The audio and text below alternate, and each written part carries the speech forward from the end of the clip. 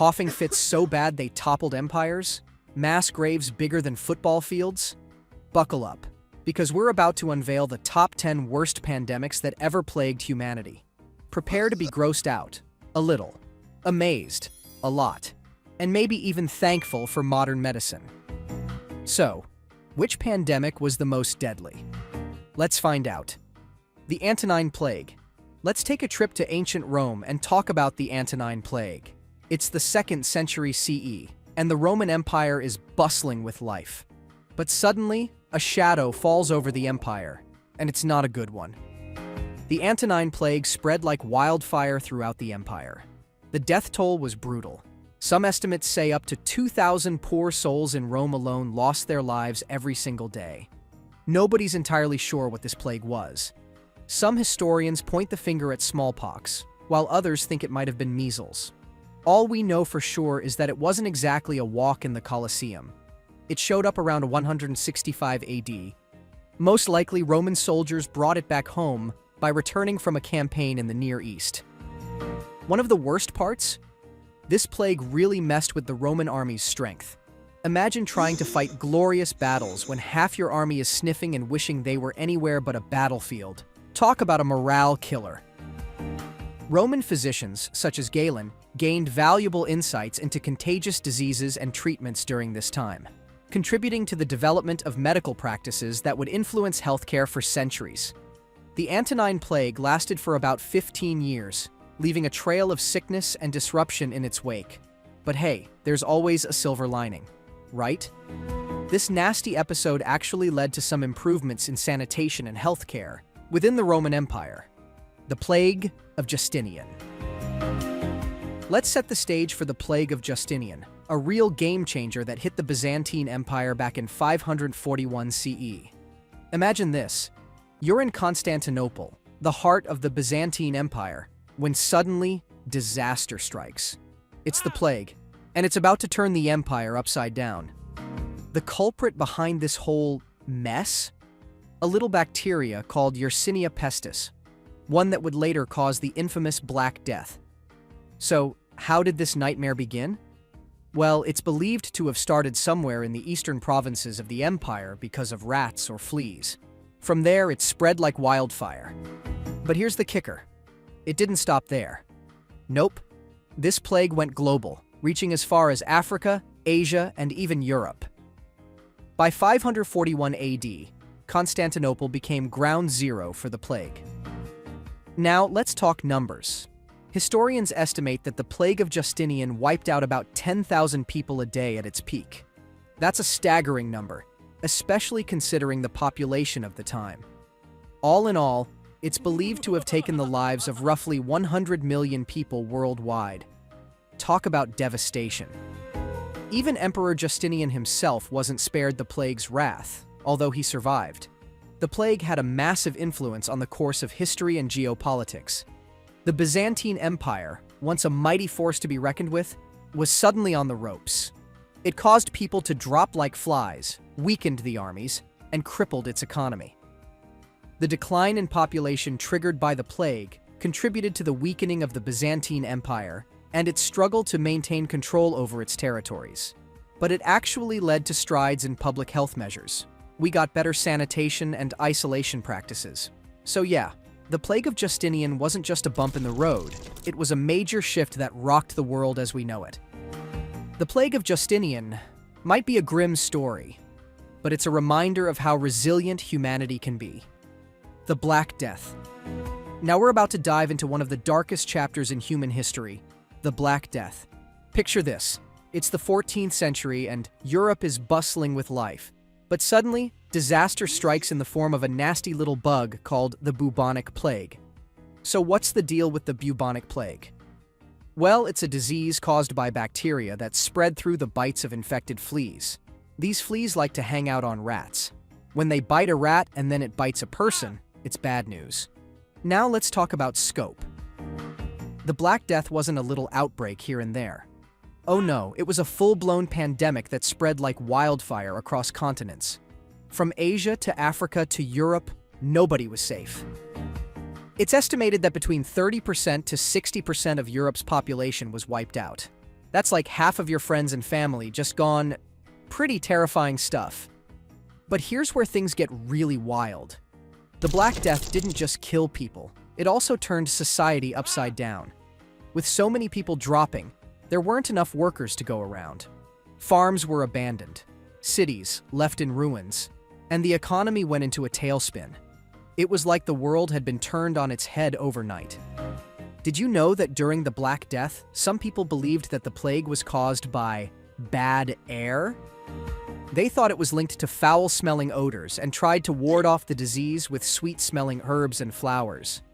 Also, cats were unfairly blamed for spreading the plague, and many were killed because of this misconception, which actually made the rat population, the real carriers, grow even more. And let's not forget about the demographic consequences. With so many people dead, the balance of power shifted in Europe. The feudal system was the backbone of society for centuries, but now, it started to crumble. It was like the old world order was being swept away by the tide of death. The trauma and collective memory of the Black Death lingered for generations, influencing cultural and religious practices. Art from this period often depicted themes of death and mortality, reflecting the profound impact of the pandemic on the psyche of medieval Europeans. The plague also spurred medical advancements, albeit slowly, as physicians and scholars sought to understand and combat the mysterious disease. Smallpox. Life in Aztec Mexico thrived under the warm sun. People built magnificent pyramids, honored their gods, and enjoyed a vibrant culture.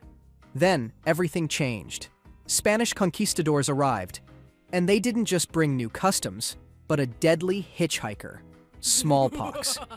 This devastating disease swept through the population like a whirlwind, and it forever altered the course of history. Here's the deal. Smallpox was a nasty disease that caused fever, chills, and a terrible rash.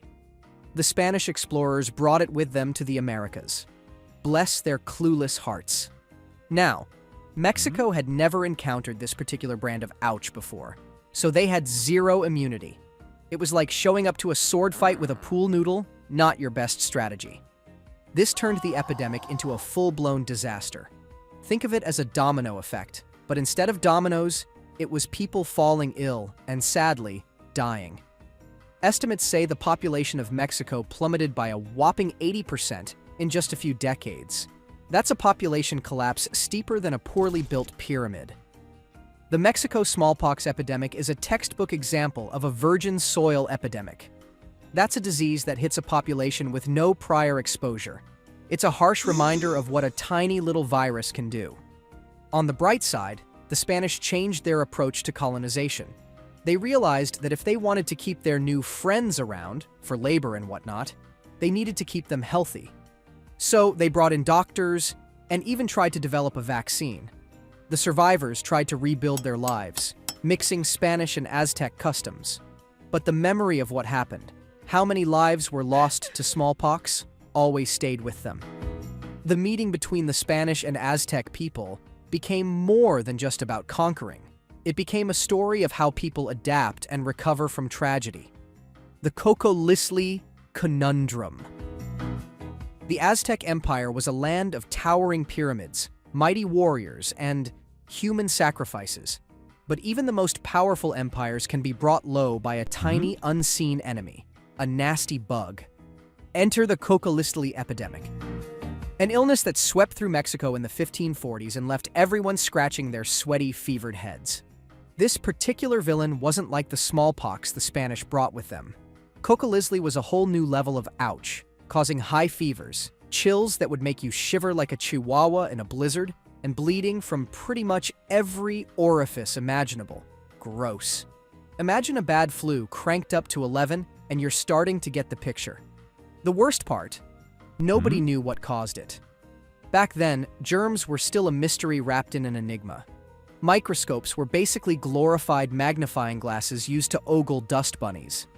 Doctors were throwing random herbs at the problem, hoping something would stick. It wasn't exactly a recipe for medical success. Recent DNA analysis, however, points the finger at a sneaky culprit, a strain of Salmonella bacteria. This nasty bug probably hitched a ride on some unsuspecting food or water, and bam! Instant Aztec apocalypse. Well, not quite an apocalypse, but definitely a major bummer. Another interesting fact is that Cocoliztli seemed to hit hardest after major droughts. This makes scientists wonder if the weakened state of the population due to lack of food and water made them more susceptible.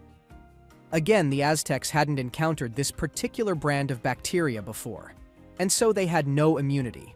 It was like a surprise attack on their immune systems. It left them wide open to the full force of Cocoliztli's wrath. Estimates suggest the mortality rate was brutal. It wiped out a staggering 80% of the Aztec population in just a few short years. That's a population decline steeper than a poorly built Aztec staircase.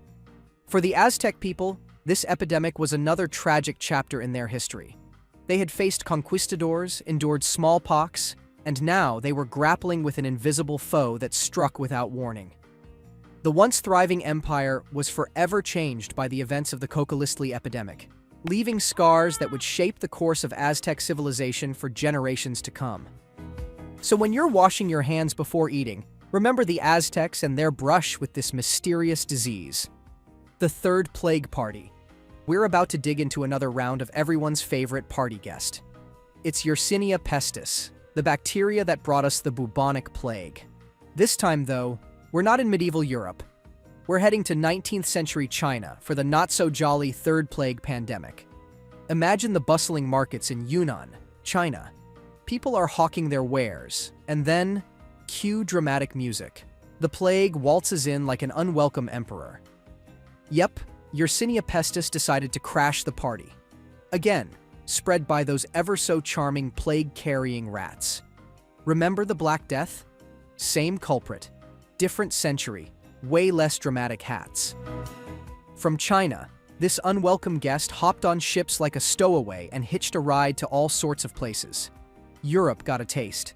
Africa wasn't spared either, but the real heartbreak hit India under British rule.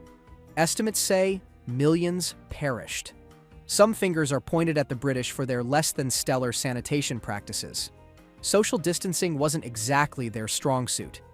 India bore a heavy brunt of the pandemic too, with major cities such as Bombay, now Mumbai, and Calcutta, now Kolkata, experiencing devastating death tolls in the millions.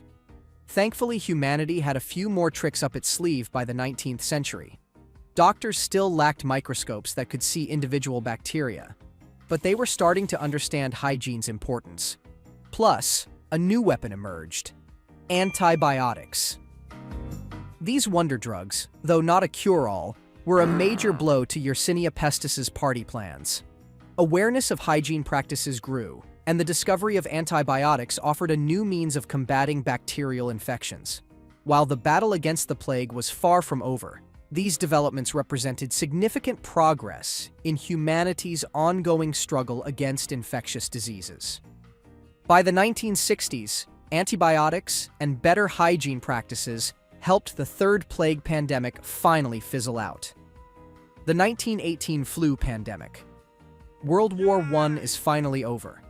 But there's no victory parades. A new enemy emerges, a sneaky virus they're calling the Spanish flu. This wasn't your average case of the sniffles. It was the deadliest pandemic in recorded history, one that took out an estimated 40–50 million people worldwide. That's more than the entire population of California. Poof, gone. Talk about a bummer way to celebrate the end of a war. Now, here's the twist. The Spanish flu actually originated in birds, avian H1N1 virus, for the science people here. But unlike those pesky pigeons didn't go after your fries, this particular virus decided to take a leap and jump to humans. The timing couldn't have been worse. World War I was wrapping up, with soldiers traveling all over the place. Think of them as walking, talking Petri dishes. They spread the virus faster than you can say social distancing. One of the most devastating aspects of the Spanish flu was its impact on young adults. Unlike typical flu strains that pose the greatest risk to the very young and elderly, the 1918 pandemic disproportionately affected healthy individuals in their 20s and 30s. This unusual pattern of mortality added to the fear and confusion surrounding the outbreak. The symptoms were no joke. High fever, chills, body aches that made you wish you'd stayed in the trenches. To top it all off, even pneumonia, which could turn your lungs into pincushions, not pleasant. Hospitals overflowed with sick patients. The Spanish flu hit young adults the hardest. These were the people who were supposed to rebuild the world after the war. And here they were, getting knocked out by a tiny virus. It was a major blow to societies already reeling from the war's devastation. Scientists believe the reason is because their immune systems went into overdrive trying to fight the virus, which ironically caused a deadly inflammatory response. Thankfully, by 1920, the pandemic started to fizzle out. But it left a permanent scar on history, a stark reminder of how dangerous viruses can be. On the bright side, this experience pushed scientists to learn more about influenza and develop better ways to track and fight future outbreaks. The Russia typhus tumbleweed. Think of Russia in the early 1900s. The air crackles with revolution, war, and, well, something else entirely. A nasty case of typhus. This wasn't your average party favor. It was a full-blown epidemic fueled by years of chaos. We're diving into a time when hygiene went out the window and lice became unwelcome roommates. The culprit behind this whole mess? A bacteria called rickettsia, which thrives in, let's just say, less than ideal conditions. Think dirty clothes, crowded living spaces, and a general lack of showers. The Bolshevik Revolution, World War I, and the Civil War all happened back to back. Russia was basically an open buffet for typhus to feast on. People were on the move, living in cramped quarters. And let's be honest, washing clothes probably wasn't high on their priority list. It was a recipe for disaster, and nobody wanted to be there. The symptoms of typhus were no joke. High fever, chills, a rash that looked like someone scribbled on you, and sometimes even death. Hospitals overflowed fast, and there was nothing to be done, really. The impact of typhus was especially severe in areas where displaced populations and refugees sought shelter. These were overcrowded camps and makeshift settlements. Imagine families crammed into small spaces, struggling to maintain even basic levels of hygiene. Hospitals and medical facilities were already strained by the demands of war and revolution. But now, they were quickly overwhelmed by the influx of typhus patients. Here's the truly awful part. In the midst of this misery, some people blamed Jewish people for spreading the disease. This was, of course, completely untrue and fueled by prejudice and ignorance. It's a dark stain on history, a reminder that fear can make people point fingers in the wrong direction. By the early 1920s, the tide started to turn. Improved sanitation, better hygiene practices, and delousing campaigns finally helped control the outbreak. It was a long, hard slog, but Russia eventually kicked typhus to the curb. The Asian flu. The 1950s were rockin' and rollin'. Oh wait, a global flu pandemic? Yep, that would be the Asian flu, a not-so-groovy virus that swept across the world in 1957. This particular party crasher was a brand new influenza strain, H2N2 for those interested. It likely originated in China and decided to take a world tour, hitching rides on airplanes. Unlike some exotic vacations, this trip wasn't exactly a dream come true. Symptoms were your classic flu hits: fever, chills, feeling like you got hit by a truck, and generally wanting to stay far, far away from everyone else. The good news? Unlike some past pandemics, science had our backs this time. Scientists were able to identify the new strain quickly and get cracking on a vaccine. Millions of people in the US alone rolled up their sleeves for a shot, which helped to slow the spread of the virus. It wasn't a magic bullet, but it was a step in the right direction. Did you know that schools were shut down left and right? Even Queen Elizabeth II wasn't immune. She came down with a case. The pandemic also disrupted travel and major events. Imagine having to cancel the World Series. That's how serious things were. The Asian flu eventually fizzled out by 1958, leaving behind a trail of sniffles and a valuable lesson. Vaccines are pretty darn important. This pandemic highlighted the power of science to combat new and emerging viruses. It also showed the world that even though pandemics can be a bummer, we can fight back with research, development, and a good dose of preventive medicine. Literally. The Hong Kong flu. It's 1968. The world's grooving to the sounds of the Beatles, peace signs are flying, and... oh wait, there's a new flu strain in town? Yep, that would be the Hong Kong flu. A virus that took advantage of the jet age to become a global party guest. Uninvited, of course. This unwelcome visitor was the H3N2 influenza virus, a new twist on an old foe. It likely originated in China, and, thanks to the growing popularity of airplanes, it then spread like wildfire across continents. Compared to its predecessor, the Asian flu, the Hong Kong flu wasn't quite as deadly, but it was still pretty contagious, knocking a fair share of people out of commission. The bad news? This particular strain liked to stick around. The H3N2 virus is actually still with us today. It causes seasonal flu outbreaks and reminds us that viruses can be real travel bugs.